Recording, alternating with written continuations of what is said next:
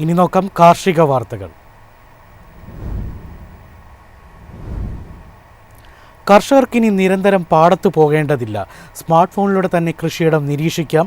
Kanjikode IIT സ്റ്റാർട്ടപ്പായ റെവിൻ techno solutions വികസിപ്പിച്ച Livo app കാർഷിക രംഗത്തെ പുതിയ വഴിത്തിരിവാകുന്നു.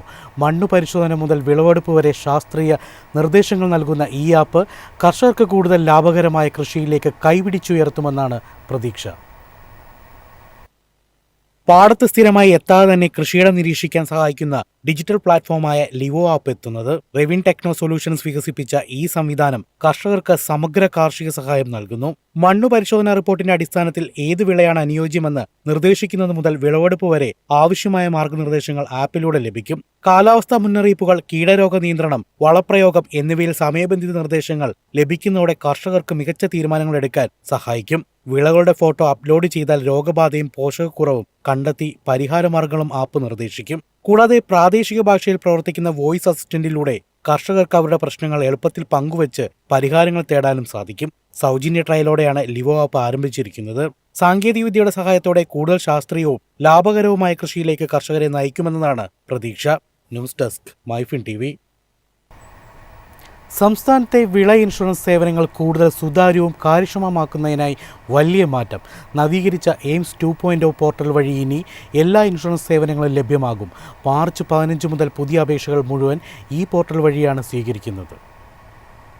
സംസ്ഥാനത്തെ കാർഷിക മേഖലയിൽ ഡിജിറ്റൽ മാറ്റങ്ങൾക്ക് വേഗം കൂട്ടി വിള ഇൻഷുറൻസ് സേവനങ്ങൾ മുഴുവനും എയിംസ് 2.0 പോർട്ടലിലേക്ക് മാറ്റി. 2026 മാർച്ച് 15 മുതൽ പുതിയ ഇൻഷുറൻസ് അപേക്ഷകൾ ഈ പോർട്ടൽ വഴിയാണ് സമർപ്പിക്കേണ്ടത്. ഇതിനു മുൻപ് പ്രകൃതിക്ഷോഭം മൂലമുള്ള നഷ്ടപരിഹാരത്തിനുള്ള നാച്ചുറൽ കലാമിറ്റി സർവീസ് 2025 ജൂലൈയിൽ തന്നെ പുതിയ സിസ്റ്റത്തിലേക്ക് മാറ്റിയിരുന്നു. പുതിയ സംവിധാനത്തിൽ ഇൻഷുറൻസ് അപേക്ഷയ്ക്ക് മുൻപ് കർഷകർ നോമിനി വിവരങ്ങൾ നൽകുന്നത് നിർബന്ധമാക്കി. പേര്, ബന്ധം, തിരിച്ചറിയൽ രേഖകൾ എന്നിവ ഒരു തവണ മാത്രം രജിസ്റ്റർ ചെയ്താൽ മതി. ഈ വിവരങ്ങൾ കൃഷി ഓഫീസർമാർ ഓൺലൈനായി പരിശോധിച്ച് അംഗീകരിച്ചതിന് ശേഷമേ അപേക്ഷാ നടപടികൾ പൂർത്തിയാക്കാൻ സാധിക്കൂ.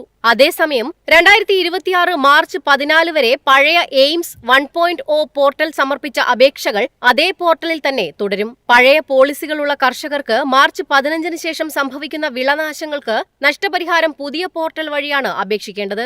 ഇൻഷുറൻസ് പ്രീമിയം നിരക്കുകളിലും സമയപരിധികളിലും മാറ്റമില്ല. എല്ലാ കർഷകരും പുതിയ പോർട്ടലിൽ ലോഗിൻ ചെയ്ത് നോമിനി വിവരങ്ങൾ പുതുക്കണമെന്ന് അധികൃതർ അഭ്യർത്ഥിച്ചു. News desk MyFin TV.